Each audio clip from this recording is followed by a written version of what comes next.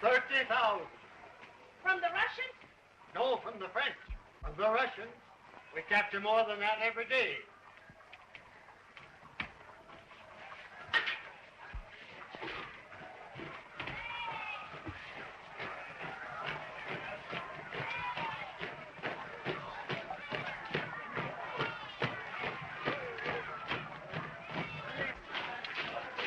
Mr. Postman.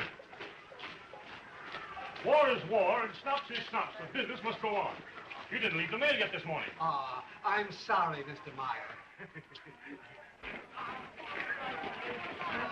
Hello, Himmelstoß.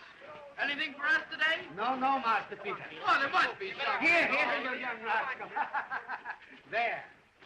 This is the last mail I deliver anyhow. What? Tomorrow I change uniform. You're going in the army? Yes, I was called. I'm a sergeant in the reserves, you know. I'll be called myself if it doesn't end in a few months. It will, though. I'm sure you're right, Mr. Meyer.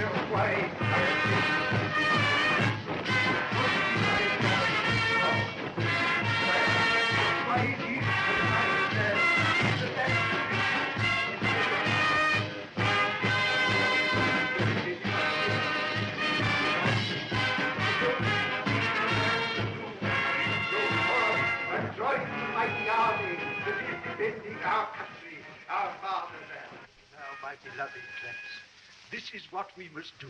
Strike with all our power. Give every ounce of strength to win victory before the end of the year. It is with reluctance that I bring this subject up again. You are the life of the fatherland, you boys. You are the iron men of Germany. You are the gay heroes who will repulse the enemy when you are called upon to do so. It is not for me to suggest that any of you should stand up and offer to defend his country, but I wonder if such a thing is going through your heads. I know that in one of the schools, the boys have risen up in the classroom and enlisted in a mass. And of course, if such a thing should happen here, you would not blame me for a feeling of pride. Perhaps some will say that you should not be allowed to go yet, that you are too young, that you have homes, mothers, fathers, that you should not be torn away. Are your fathers so forgetful of their fatherland that they would let it perish rather than you? Are your mothers so weak that they cannot send a son to defend the land which gave them birth? And after all, is a little experience such a bad thing for a boy? Is the honor of wearing a uniform something from which we should run? And if our young ladies glory in those who wear it, is that anything to be ashamed of? I know you have never desired the adulation of heroes. That has not been part of my teaching. We have sought to make ourselves worthy and let acclaim come when it would. But to be foremost in battle is a virtue not to be despised. I believe it will be a quick war, that there will be few losses. But if losses there must be, then let us remember the Latin phrase which must have come to the lips of many a Roman when he stood embattled in a foreign land. Dulce et decorum est pro patria more. Sweet and fitting it is to die for the fatherland. Some of you may have ambitions.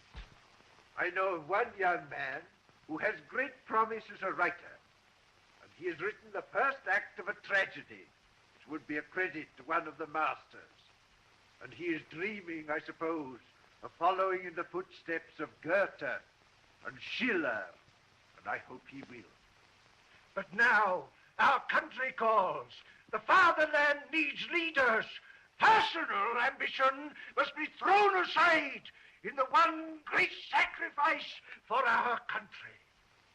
Here is a glorious beginning for your lives. The field of honor calls you. Why are we here?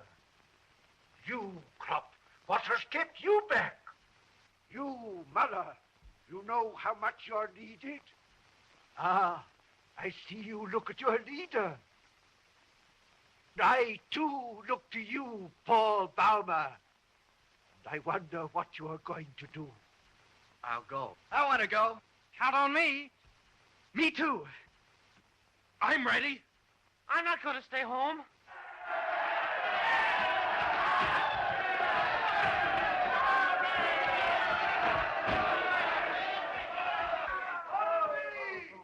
Enlist now! No more classes! Don't be a quitter. Come on, Bame. Stick together. That's what we've got to do. Let's all stick together. We'll be generous before we're through, Bame. All right. All right. I'll go. That's the way.